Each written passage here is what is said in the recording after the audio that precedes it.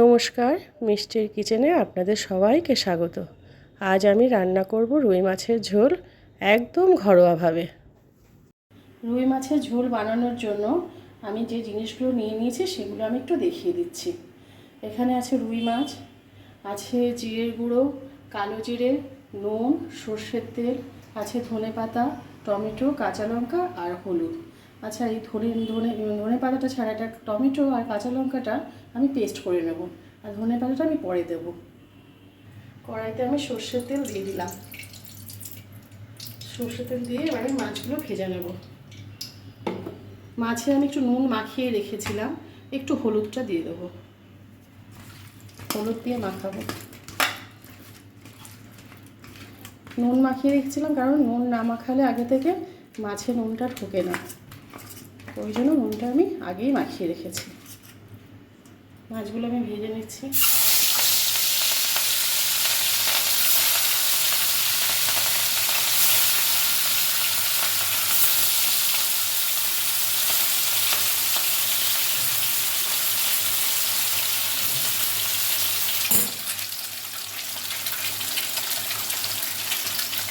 আমার এক পিস নুন মতো ভালো হয়ে গেছে, এটা একটু উল্টে দিলাম। মাছগুলো আমি বেশি কড়া করে ভাজবো না, অল্প হালকা ভাজবো। মাছগুলো আমি একটু উল্টে পাল্টে ভেজে নিচ্ছি, একটু উল্টে দিই।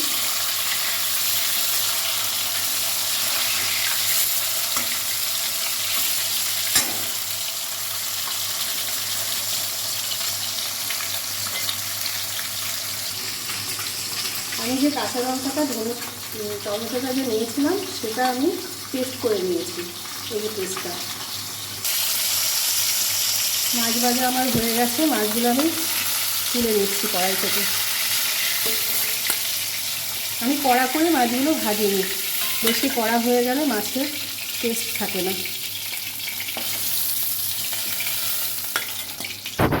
এবার এতে আমি দেবো কালো জিরে,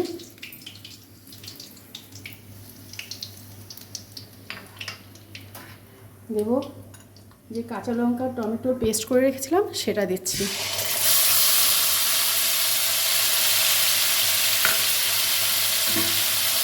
একটু নাড়াচাড়া করে কষিয়ে নেব।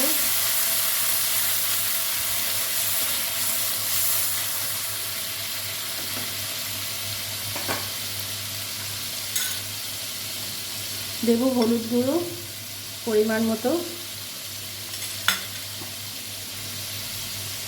দেব নুন,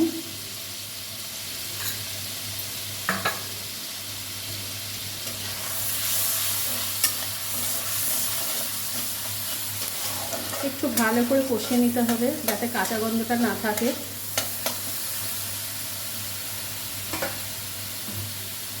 দেখুন আমার তেল ছেড়ে দিয়েছে মশলা থেকে। এবার দেব জিরের গুঁড়ো,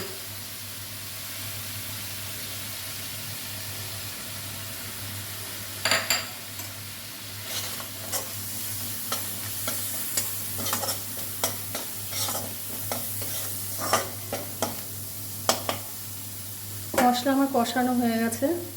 এবার জল দেব।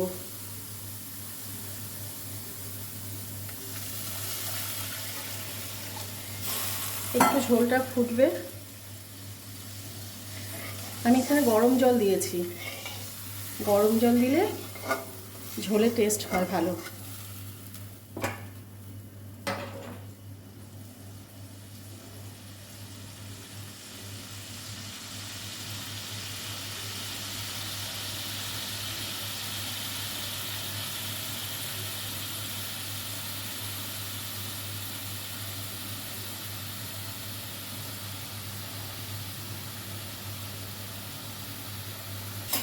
ঝোল আমার ফুটে গেছে, এবার আমি মাছগুলো দিয়ে দেবো।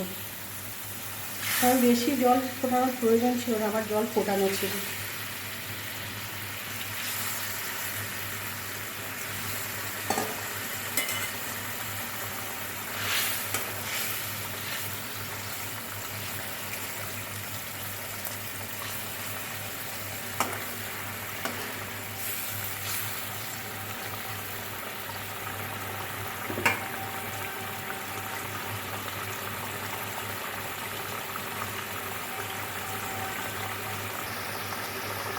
মাছের ঝোল আমার ফুটে গেছে।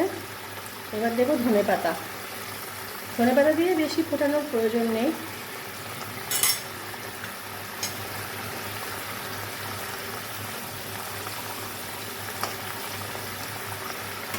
গ্যাস অফ করে দিচ্ছি। ঝোল আমার হয়ে গেছে। গরম ভাতের সঙ্গে আশা করি খুব ভালো লাগবে খেতে।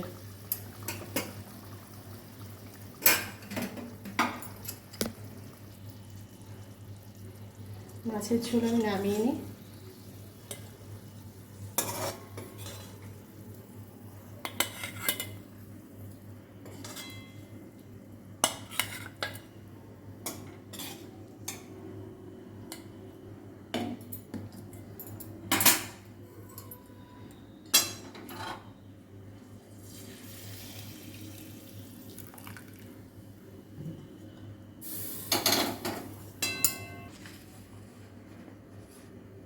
ভিডিওটি ভালো লাগলে লাইক করে চ্যানেলটি সাবস্ক্রাইব করে দেওয়ার অনুরোধ রইল।